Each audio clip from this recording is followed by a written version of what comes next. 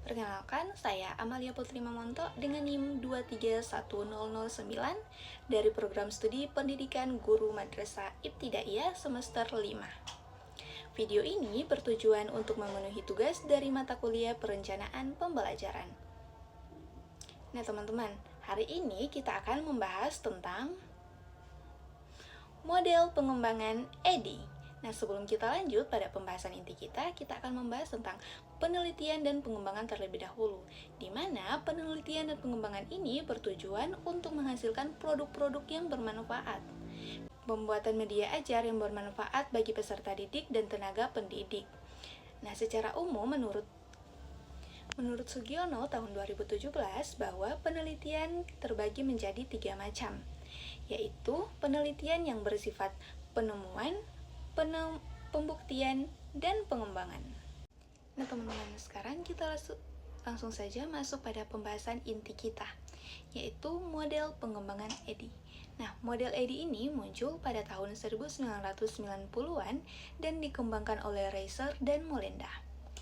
Nah, menurut Bruns dalam Sugiono tahun 2017, yang dimana EDI adalah singkatan dari A. Analisis, D. Design, D. Development, E. Implementation, dan E. Evaluation. Nah, selanjutnya kita akan membahas mengenai prosedur-prosedur dari EDI itu sendiri. Kita masuk pada pembahasan pertama, yaitu A. Analisis. Pada tahap pertama atau pada tahap analisis, di sini merupakan tahap mengidentifikasi masalah pada sekolah yang telah kita jadikan sampel penelitian. Dalam langkah ini, pengumpulan data terkait permasalahan yang terjadi dalam pembelajaran yang kemudian diidentifikasi masalahnya sesuai dengan kebutuhan, dan tahap analisis ini disesuaikan dengan latar belakang dan perkembangan zaman. Kemudian kita masuk pada tahap kedua, yaitu tahap desain. Nah, tahap desain ini merupakan tahap pembuatan rancangan dan membangun materi ajar serta perangkat pembelajaran yang sesuai dengan hasil analisa sebelumnya. Nah, teman-teman, jadi setelah kita melewati tahap pertama, yaitu tahap analisis, di mana kita telah menemukan masalah-masalah yang terjadi di dalam lingkungan pembelajaran, sehingga kita masuk di tahap desain, di mana tahap desain ini kita akan mulai merancang media ajar apa yang sesuai dengan kebutuhan belajar pada tahap analisa tadi, teman-teman. Kemudian kita masuk pada tahap yang ketiga, yaitu tahap development atau pengembangan. Nah, di tahap ini adalah tahap pembuatan media yang telah disesuaikan pada tahap sebelumnya atau tahap desain. Tahap pengembangan merupakan tahap produksi media. Selain itu, tahap ini juga akan direvisi oleh para ahli media dan para ahli materi agar mendapat perbaikan dan divalidasi kelayakannya. Selain itu, adapun langkah-langkah yang dilakukan dalam tahap pengembangan. Yang pertama, pembuatan produk, validasi ahli, dan revisi. Selanjutnya, kita masuk pada tahap keempat, yaitu tahap implementation atau implementasi. Nah, tahap ini adalah langkah nyata untuk mengembangkan media pembelajaran yang sudah dibuat. Apabila produk media pembelajaran sudah layak dan sedikit revisi, maka produk dapat diuji coba dalam kelompok kecil. Implementasi atau tahap uji coba lapangan terbatas dilakukan untuk mengetahui efektif atau praktis tidaknya media pembelajaran yang telah dibuat. Untuk mengetahuinya, peserta didik dianjurkan untuk mengomentari melalui angket respon siswa yang telah disediakan. Kita masuk pada tahap yang terakhir atau tahap evaluasi. Untuk mengetahui produk yang dikembangkan, tahap evaluasi ini dilakukan untuk mengukur dan menilai produk pembelajaran yang dihasilkan dari angket respon siswa. Ini mencakup tahap evaluasi sumatif dan tahap evaluasi formatif, di mana tahap ini dilakukan untuk mengukur efektivitas, efisiensi, dan intervensi yang telah.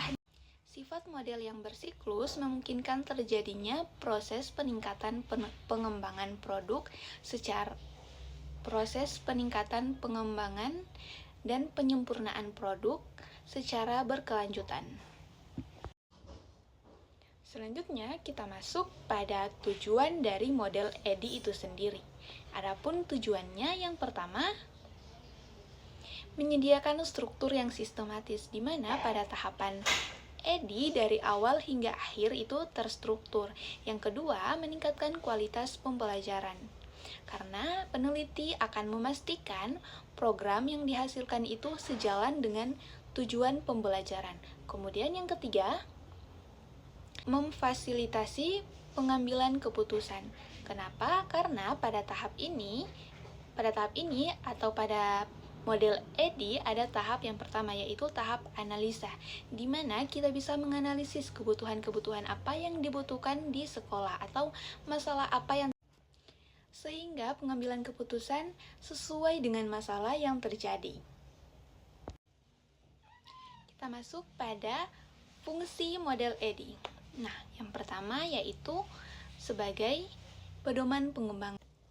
Komponen evaluasi yang terintegrasi memungkinkan adanya umpan balik. Yang terakhir, adaptasi fleksibilitas, di mana model EDI ini dapat disesuaikan dengan berbagai audiens, lingkungan, dan jenis pembelajaran, baik tatap muka maupun daring. Terus, Kak, perbedaannya dengan model yang lain apa? Nah, teman-teman, jadi model EDI ini memiliki beberapa perbedaan dibandingkan dengan model yang lain. Yang pertama, lebih generik dan fleksibel, di mana dalam penerapannya dapat diterapkan dalam berbagai konteks.